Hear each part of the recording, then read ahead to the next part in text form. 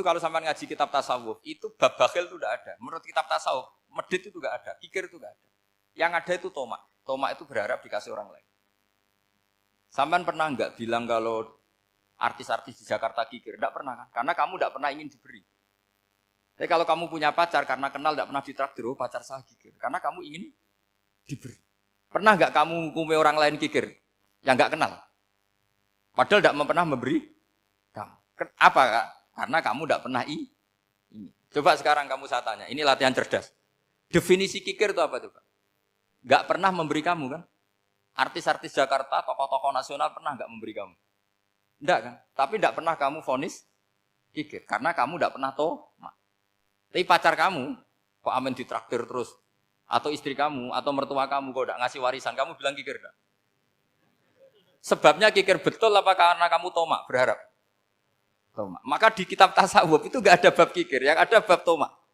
Karena asal usul menvonis orang kikir itu karena tamak. Maka jangan banyak kenal orang, nanti banyak hukum kamu. Sombong juga gitu, di tasawuf itu enggak ada bab sombong. Karena orang hukumi orang lain sombong itu karena kamu ingin dihormati. Ada orang enggak kenal, terus lewat saja enggak tanya kamu bilang sombong enggak? Enggak kan? Tapi kalau kenal, oh sombong betul, kenal enggak tanya kan gitu.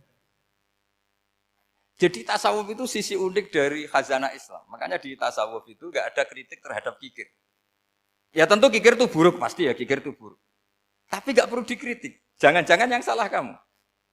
Mau kenal Pak On di PPAI terus ingin jadi sekretarisnya. Terus ingin kenal Pak Jokowi ingin jadi menterinya. Nanti kenal rektor ingin jadi pegawainya.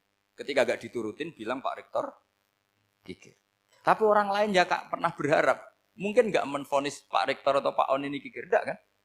Berarti vonis kikir itu status orang itu apa enggak kesampaian niat kamu? Memang agak jelimet ilmu tasawuf itu, tapi itu unik. Itu bagian dari khazanah apa? Islam. Makanya Rasulullah itu sering isti'adah minta perlindungan wa min toma'in fi ghairi matma'in. Ya Allah, saya tidak ingin berkeinginan yang tidak layak. Karena semua dunia ini dimulai dari keinginan. Coba kamu protes negara itu karena apa? Ingin makmur, sejahtera tanpa kerja, sehingga nyalakan menteri keuangan, menteri ini. Makanya kalau guyonannya ulama tasawuf begini, tak beri bocoran. Guyonannya orang tasawuf, begini guyonannya. Anta lam tajid min nafsika kullama turid, fa kaifa turidu min ghairika kullama turid. Kamu yang punya keinginan saja tidak bisa memenuhi apa yang kamu inginkan. Kenapa keinginan itu kamu timpakan ke orang lain untuk memenuhi kamu? Wong kamu yang punya keinginan saja tidak bisa mewujudkan. Kenapa keinginan Anda kamu timpakan, bebankan orang lain untuk memenuhi keinginan Anda? Misalnya kamu, Gus saya ini goblok, tolong pinterkan. Wong kamu yang ini saja tidak bisa. Kok menyuruh saya?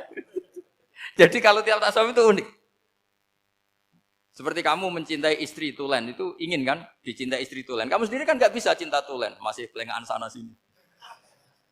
Kamu pacaran, ingin pacar kamu setia. Ternyata kamu bikin sekian alternatif. Kalau putus ini punya ini, putus ini. Tapi kamu ingin ini setia, kan nggak fair. Makanya guyonannya orang tasawuf itu, anta lam tajid min nafsika kullama turid, fa kaifa turidu min ghairika kullama turid. Gampang tuh apalane, pokoknya ratrit gitu aja gampang. Jadi kamu yang punya keinginan saja tidak bisa memenuhi. Kok orang lain disuruh memenuhi. Sehingga orang tasawuf itu malu betul. Misalnya saya kok ingin Pak On takdim sama saya itu kurang penggawean. Kalau saya ingin ditakdimi saya menakdimi diri saya sendiri. Makanya berbahagialah orang yang ngilu terus saya ganteng sendiri ya Allah. Saya kaya sendiri. Menunggu orang lain bilang kamu kaya itu repot. Menunggu orang lain bilang kamu hebat itu, ya sudah bilang aja ya Allah saya hebat, ya Allah saya ganteng, ya Allah saya cantik. Daripada menunggu orang lain bilang apa? Cantik. Jadi ilmu tasawuf itu unik. Jadi kalau fikih itu yang dikritik itu kikir. Kalau tasawuf enggak tomak. Karena orang yang kamu vonis kikir itu jangan-jangan tidak kikir tapi mementingkan yang lebih penting.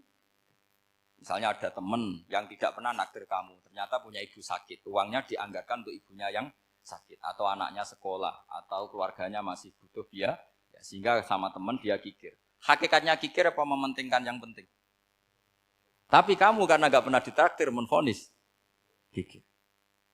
Nah, ini pelajaran, jadi makanya yang dianteni ilmu tasawuf itu tomak, tamak tadi kalau dalam bahasa Indonesia, bukan kikir. Karena vonis kikir itu akan disematkan orang yang tidak kesampaian hajatnya. Pokoknya bapak saya itu, keluarga kiai itu ajarannya itu, yang penting jangan berharap dari orang lain. Ini Pak On saksinya, saya dulu benahin terjemah itu nggak pernah ingin diperlakukan seperti ini. Ya ngaji aja. Karena pikirannya keluarga kiai itu sederhana. Kalau ngamal ya ngamal saja. Ngamal itu heroik. Makanya buyut-buyut kita semua ini kan pahlawan semua. Membela negara Indonesia jadi merdeka. Ya nggak pernah kebayang jadi presiden, menteri. Tapi sekarang nggak, ngamal sedikit saja harus jadi menteri. Jadi ini bahaya kalau dalam kelangsungan bernegara. Karena orang biasa transaksional. Awal negara ini dibangun berdasar heroik, bukan berdasar apa?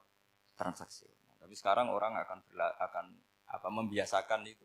Apa-apa itu transaksional. Ini tidak bagus untuk kelangsungan bernegara. Apalagi kelangsungan beragama. Astaghfirullah Rabbal baraya